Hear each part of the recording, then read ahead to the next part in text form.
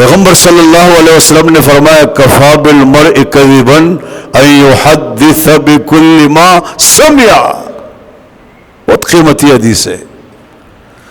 حضور علیہ السلام فرماتے آدمی کے جھوٹے ہونے کے لیے اتنی سی بات کافی ہے کہ وہ ہر سنی سنائی بات آگے پہنچائے جو کان کے کچے ہوتے.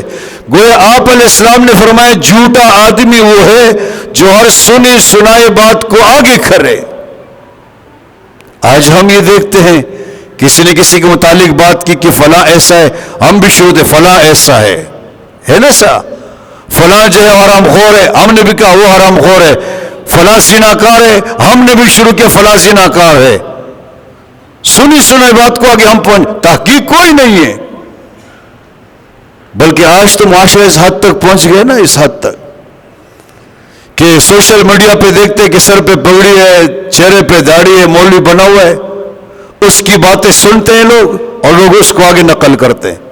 مثلا اس نے کہا پیغمبر علیہ السلام نے فرمایا, حالانکہ آپ علیہ السلام نے فرمایا نہیں کہ یہ کرو تو یہ ہوگا, یہ نہ کرو تو یہ نہیں ہوگا, اور جناب سننے والے نے اس کو سنا اور آگے بیان کیا. یہ بھی جھوٹ آدمی ہے, اس کو تحقیق کرنی چاہیے کہ یار یہ جو آدمی بات کر رہا ہے یہ صحیح بھی ہے کہ غلط ہے. سنی سنائی بات ہے نا یہ, اس نے بس جو سنی اور آگے پہنچے, تحقیق کرنے. اور ہمارے اس دور میں یہ فتنوں کا دور ہے, ہر قسم کا مولوی آپ کو سوشل میڈیا پہ ملے گا, ہر قسم کا, ہر ایک کو نہیں سننا چاہیے. آپ جس سے متاثر ہو آپ اپنے عالم سے, بزرگ سے, مفتی سے, امام سے, خطیب سے پوچھیں میں ان کو سن یا نہیں, ورنہ گمراہ ہو جاؤ گے, فتنوں میں پڑ جاؤ گے. سوشل میڈیا میں دیکھتے ہیں حدیث سامنے آئے, نیچے لکھا حدیث ہے کہ پیغمبر علیہ السلام نے فرمایا اگر کوئی کرے تو ایسا ہوگا, یہ عمل کرے اتنا ثواب ہوگا. نیچے لکھا حدیث, حالانکہ وہ حدیث نہیں ہوتی ہے, اس کو اس نے آگے جو ہے وہ شیئر کر دی.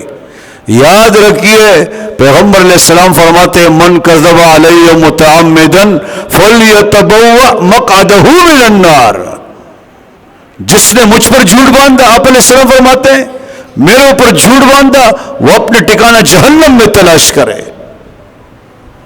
ہم لوگ تو سمجھ رہے ہم نیک کام کرے, حدیث آگے شیئر کرے نا, حدیث وہ حدیث نہیں ہے, وہ من گڑت بات ہے, اور اپنے آپ کو جہنم کا جو ہے مستحق بنا رہے ہیں. سمجھ رہے ہم لوگ جنت میں جا رہے ہیں, حدیث نقل کر رہے ہیں, وہ حدیث نہیں ہے, اپنے آپ کو جہنم کا حقدار بنا رہے ہیں. بہت خیال کرنا چاہیے, بہت تحقیق کرنی چاہیے.